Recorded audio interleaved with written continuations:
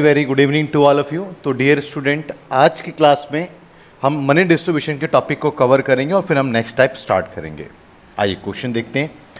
Question है कि 432 rupees is divided among A, B and C in such a way that the 6 more than 2/3 of A's shares, 27 more than 1/3 of B's shares and 10 less than the 5/9 of C shares are equal. Find the share of the A. बच्चे same question already अभी हमने discuss करा, तो ये practice के लिए आपके पास में क्वेश्चन है जो लास्ट क्लास में दिया था मैंने। सेम कुछ सेम क्वेश्चन है, कुछ बस डिजिट चेंज है। ठीक है, आगे बढ़ते हैं, देखेंगे। 430 इज डिवाइडेड अमंग 45 पर्सन। तो हमारे पास में रुपीस कितने हैं, अमाउंट कितने हैं, 430 रुपीज़ है। क्लियर है। और हमारे पास में नंबर ऑफ ऑब्जर्वेशन क्या है, हमारे पास नंबर ऑफ ऑब्जर्वेशन है 45 पर्सन है। तो 430 रुपए को 45 लोगों में आपको बांटना है, 45 लोगों में बांटना है। Such that the ratio of total amount received by all the man and all the women and all the children are in the ratio 12:5:15:16। सभी मैन को जितना अमाउंट मिला उस अमाउंट को, सभी वुमेन को जितना अमाउंट मिला उस अमाउंट को, सभी बच्चों को जितना अमाउंट मिला उस अमाउंट को अगर आपस में रेशियो लेते हैं तो वो रेशियो हमारे पास में है क्या, वो रेशियो 12, 15 एंड 16। तो ये टोटल अमाउंट है, क्या है, रेशियो ऑफ टोटल अमाउंट आप कह सकते हो इसको, ratio of total amount, all man, all women and all children, all man and all women and all children, 12, 15 and 16, while the ratio of the amount received by the each man and each woman and each children is 6:5:6। अगर मैं each की बात करता हूं, each man, each woman and each children का जो ratio है वो रेशियो हमारे पास में बच्चे 6:5:4। Calculate the number of man, women and child also. देखिए, सबसे पहले आप इस बात को समझिएगा। अगर मैं आपसे एक बात कहूँ कि मुझे नहीं मालूम मैन कितने हैं, बट इन सबको मैंने 20 रुपीज़ डिस्ट्रीब्यूट करा, सबके पास में 20 रुपीज़ गया, और मैं आपसे कहूँ कि एक आदमी को मैं 2 रुपये दे रहा था, तो आप यहाँ से अंदाज़ा लगा सकते हो कितने आदमी थे। कुल 20 रुपये बटे सभी आदमियों में, और एक आदमी को 2 रुपये दे रहा था मैं, तो कितने आदमी होंगे आप भी बता देंगे, 10 आदमी होंगे। कैसे, टोटल अमाउंट डिवाइडेड बाय जो ईच को डिस्ट्रीब्यूट हो रहा है, तो नंबर ऑफ मैन आपके पास में आ गया, कितना है आपके पास में, 10 आदमी। ऐसे ही आपके पास में बच्चे यहाँ पर आप देखेंगे तो आपके पास में टोटल अमाउंट है और ईच मैन को इतना अमाउंट मिल रहा है, तो कितने मैन है, डिवाइड करो आप 2, कितने वुमेन है, टोटल वुमेन को 15 मिले और ईच वुमेन को 5 मिल रहे हैं, तो कितने हैं, 3, और यहाँ पर 4। ये नंबर नहीं है, बेसिकली इनके नंबर का रेशियो है, क्योंकि हम रेशियो से फाइंड कर रहे हैं। ये बात समझ में आया आपको। इनकी संख्या का अनुपात आया। अब इनकी संख्या का अनुपात आया तो आप इनके नंबर्स भी निकाल सकते हो। क्यों? क्योंकि आपको पता है कि सब मिला करके टोटल कितने 45 पर्सन है, और सब तीनों के नंबर। क्लियर है? ये किसका रेशियो है, संख्या का अनुपात। तो टोटल 45 है, ये 5 और 4 9। अगर मैं मैन निकालता हूं तो मल्टीप्लाई बाय 2, तो मेरे पास में मैन कितने हुए, मैन मेरे पास में 10 हो गए। और अगर मैं वुमेन निकालता हूं तो यही 45/9 इंटू 3, 15 वुमेन होगी बच्चे मेरे पास में। अगर मैं यहाँ पर बच्चे निकालता हूं तो 45 टोटल है, और टोटल मेरे पास में रेशियो संख्या का 9 है, संख्या रेशियो, और इंटू 4 20। क्लियर है बच्चे, ये बात समझ में आपको आई, कोई डाउट? तो यहाँ पर अगर आप देखेंगे तो आपके पास में ये संख्याओं का इनका क्या है, ये मेरे पास से पता लगेगी। मेरे पास में मैन कितने हैं, 10, वुमेन कितनी है, 15, एंड बच्चे कितने हैं, 20। क्लियर है? आगे क्या कहता है, find out the amount received by each of them, मतलब एक आदमी और एक बच्चे और एक महिला कितना कितना पैसा लेती हैं, ईच की बात कर रहे हैं। अब इस बात को भी ज़रा समझिए आप कि मेरे पास में 430 रुपये क्या है, टोटल अमाउंट है, और टोटल अमाउंट का रेशो क्या है 12, अमाउंट का रेशो 15, टोटल अमाउंट है 16। तो मैं यहाँ निकाल सकता हूँ कि सभी आदमी के पास में कितने रुपए जा रहे हैं, ठीक है। तो 430 टोटल है, टोटल कितना हुआ 30, 31 और 10 41 43, तो एक की वैल्यू कितनी आ गई 10। तो सभी आदमियों के पास में कितने जा रहे हैं 120 रुपये, सभी महिलाओं के पास कितने जा रहे हैं 150 रुपये, और सभी बच्चों के पास कितने जा रहे हैं 160 रुपये। और आपको पता है कि सभी आदमियों के पास में 120 रुपये गए और मैन कितने हैं 10 है, तो ईच मैन के पास कितने आए, ईच मैन के पास कितने आए, ईच मैन के पास 12 रुपीज़ आ रहे हैं। एंड ईच वुमेन के पास कितने आए, तो टोटल कितने हैं आपके पास में 150 रुपये, और महिलाएं कितनी हैं 15, तो सबको बराबर ही तो मिलेंगे। तो ईच वुमेन के पास में 10 रुपये आए हैं। टोटल कितने बांटे आपने 160 रुपये, और कितने बच्चों में बांटे आपने 20 बच्चों में बांटे, तो 20 बच्चों में 60 बांट दे, तो हर बच्चे को कितना मिल रहा है, ईच चाइल्ड को कितना मिल रहा है आपका 8 रुपये मिल रहा है। तो आपसे 2 सवाल पूछा था, पहले सवाल का कि मैन वुमेन का नंबर बता दो, तो वो नंबर मैंने यहाँ पर आपको बता दिया। तो ये आपका जो आंसर है ये आपका फर्स्ट का आंसर है, और आपसे पूछ रहा है कि ईच को कितना मिल रहा है, तो जो ये आंसर आपका बच्चा है ये आपका सेकंड का आंसर है। क्लियर है, समझ पाए। तो रेशो को अप्लाई करने के तरीके को उम्मीद करता हूँ कि आप बेहतरीन तरीके से समझ पा रहे होंगे। अब आगे हम इसको कंटिन्यू करते हैं। A man distributed his money among A, B and C such that A gets 40 more than 1/2 of the sum of B gets 1/20 less than 3/8 of the sum and C. देखिएगा, A man distributed his money among A, B, C, 3 लोग हैं A, B and C such that A gets 40 rupees more than 1/2 of the sum. सम अब क्या है भाई, सम ही तो नहीं पता सम क्या है, तो तीनों का सम क्या है मुझे नहीं पता, मैं उसको एक्स लेट कर रहा हूं, ठीक है। 1/2 of the sum, A gets 40 more, तो सम एक्स है, ए की बात कर रहा हूं, और 40 मोर सम का आधे से 40 ज़्यादा ए को मिल रहा है। क्लियर है, समझिएगा। ए को कितना मिल रहा है, जो टोटल सम है जो तीनों में डिस्ट्रीब्यूट हो रहा है उसका हाफ ले लो, उससे 40 रुपए ज़्यादा ए को मिल रहा है। एंड बी को टोटल सम का A gets 40 more than 1/2 sum of B and B gets 120 less, B gets 120, B को क्या मिला, B gets 120 less than 3/3 of the sum, सम तो x है, इसका 3/8 और इससे 120 लेस, ये B को मिला, और C को, C gets 200 rupees and C gets 200, what is the total some, C को क्या मिला 200, तो तीनों को मिला करके कुल पैसा कितना बनना चाहिए आपका, x ही बनना चाहिए ना। तो सॉल्व करेंगे आप यहाँ पे, सबसे पहले आपके पास में क्या है x/2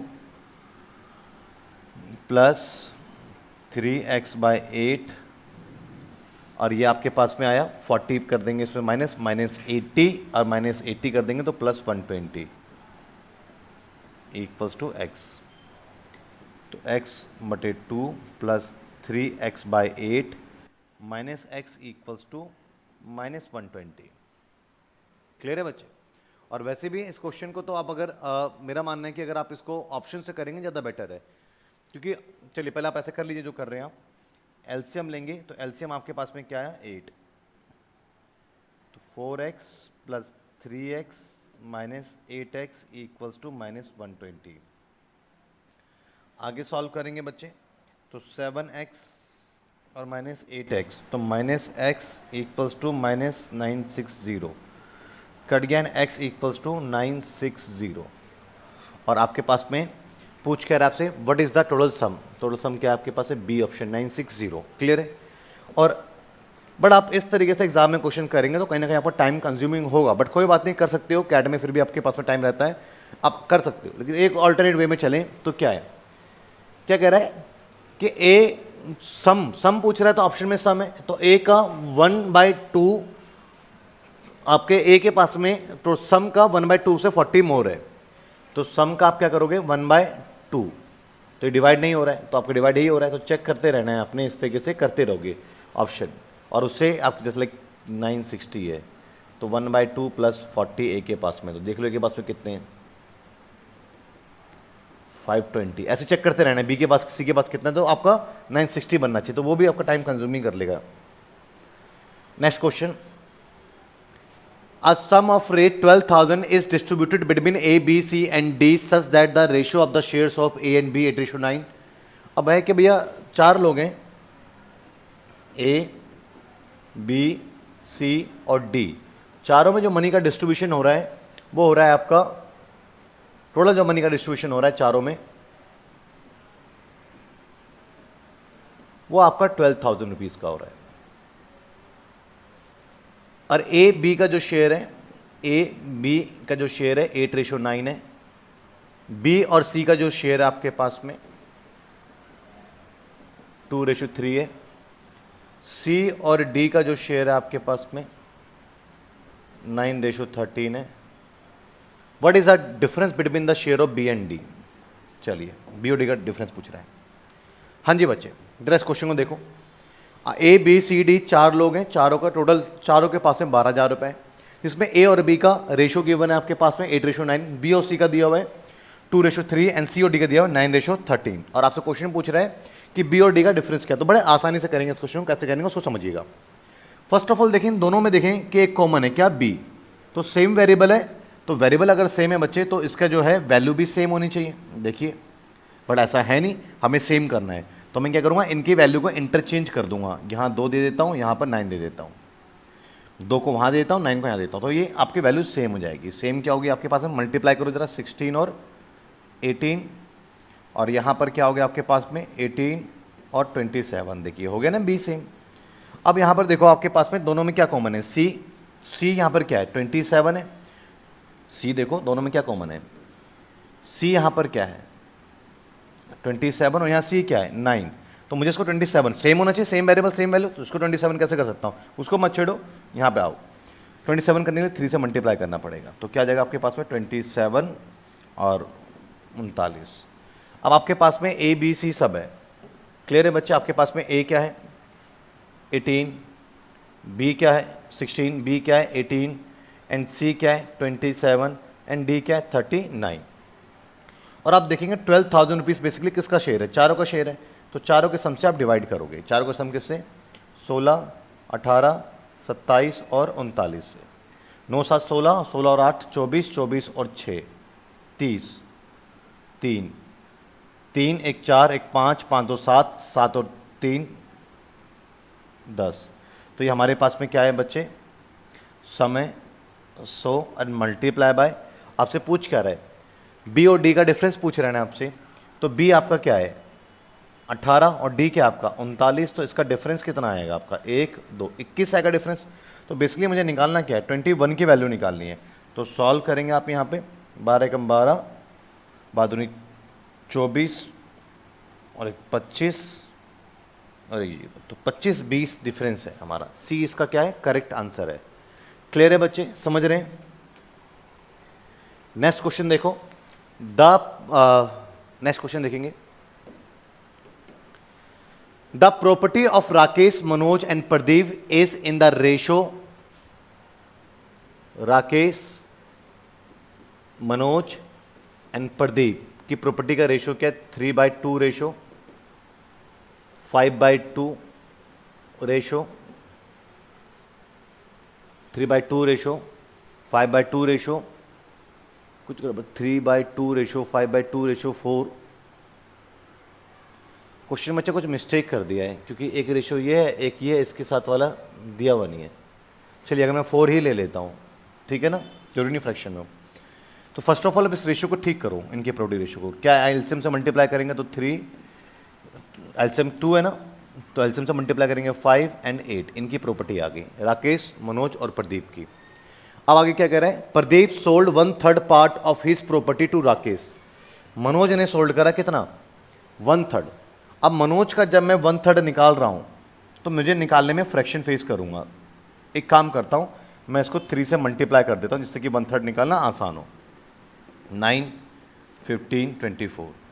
अब मैं मनोज के क्या कर सकता हूं, 1/3 निकाल सकता हूं। तो 1/3 कितना आएगा मनोज का, 5। और इसने क्या करा, इसने बेच दिया 5। तो सॉरी, प्रदीप सोल्ड, किसका निकालना है, प्रदीप सोल्ड 1/3 प्रॉपर्टी। एहे, प्रदीप ने सोल्ड करा है ना, ठीक है। देखो रेशो करेंगे हम, 3:5:8।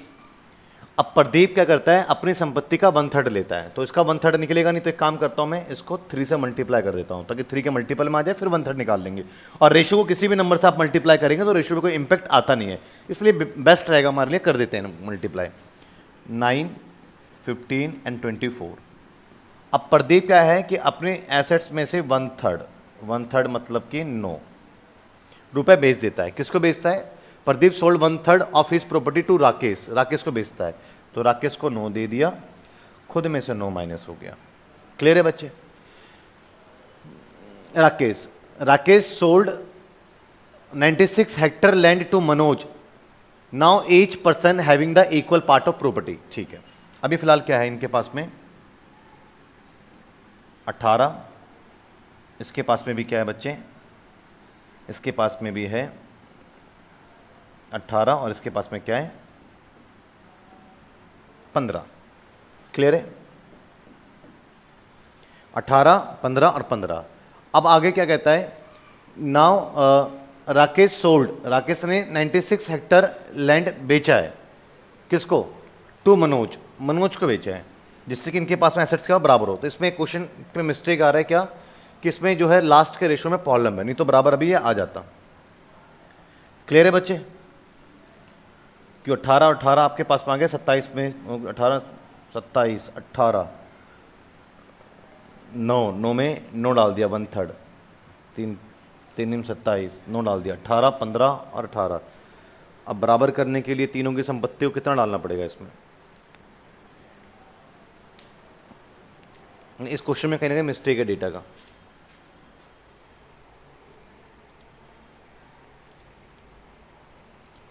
देखो बच्चे, इसलिए मिस्टेक हुई थी हमसे, मल्टीप्लाई करने में 24 आएगा,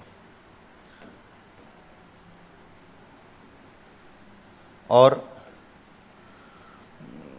इसका हम जब 1/3 प्रदीप राकेश को बेचेगा तो 1/3 इसका निकल करके आता है कितना, 8। तो 8 यहाँ से निकलेगा, 16 आएगा, और यहाँ पर ये इसको 8 दे देगा तो 17 हो जाएगा। और कह रहा है कि तीनों की प्रॉपर्टी सेम हो गई, तो सेम का मतलब ये 16 17, तो इनमें तो फर्क आ ही गया एक का, और ये 15 है, तो इसका मतलब ये कुछ प्रॉपर्टी किसको दे रहा है, मनोज को दे रहा है राकेश। तो राकेश कितनी प्रॉपर्टी मनोज को देगा, तो 1 दे देगा, तो ये इस पर 1 आ जाएगा, तो ये आपके पास में क्या जाएगा 16, और ये भी क्या जाएगा 16। तो इसने 1 दिया, किसने, राकेश ने मनोज को, और राकेश ने मनोज को कितने हेक्टर दिए, 96 हेक्टर दिए, तो 96 हेक्टर 1 के बराबर में है। Now each person having the equal property, find out the how much hectare property Rakesh had in the beginning। Rakesh के पास में बिगिनिंग में कितनी प्रॉपर्टी थी, तो पहले आप टोटल प्रॉपर्टी निकाल लो बच्चे। 96/1 टोटल प्रॉपर्टी कितनी होगी आपके पास में, 16, 32 और 48, 48 टोटल प्रॉपर्टी है, 96 × 48। अब ये टोटल प्रॉपर्टी जो अब है, पहले भी तीनों पे मिला करके इतनी ही प्रॉपर्टी थी, क्योंकि इन्होंने कहीं किसी और को नहीं दिया, इन्होंने आपस में शेयर करा है। तो जो पहले का सम था, अभी का जो सम है वो पहले का सम के बराबर ही है। आपके घर में 3 मेंबर है, उनके पास में कुछ पैसा पड़ा हुआ है अपना, उसका एक टोटल सम है, किसी से कुछ लेके किसी को दे दो, किसी से कुछ लेके किसी को दे दो, उन तीनों में से, तो अब सम में कोई चेंज नहीं आएगा तीनों के। तो ऐसे ही जो अब सम है, पहले भी सम यही था, तो यही सम अब तीनों के शेयर में बांटेंगे। तो पहले तीनों का रेशो क्या था हमारे पास में, पहले तीनों का रेशो हमारे पास में था, आप कोई भी एक रेशो ले लें, लाइक 3, 5 और 8, तो 8 और 5 आपके पास में 13 और 3 16। और किसका पूछ रहा है, राकेश इन द बिगिनिंग, तो राकेश इन द बिगिनिंग 3। ठीक है बच्चे, 6 सॉल्व करेंगे आप, 3 6 48, 4 6 24 और 28 गुणा 3, 3 8 24, 2 3 × 24 और 2 26 और 2 3 दूनी 6 और 2 8, 864 हेक्टेयर जमीन। क्लियर है बच्चे, समझ में आ गया आपको? कोई डाउट? तो अब नेक्स्ट क्लासेस में हम आगे क्वेश्चन को कंटिन्यू करेंगे। Thank you ji, thank you so much.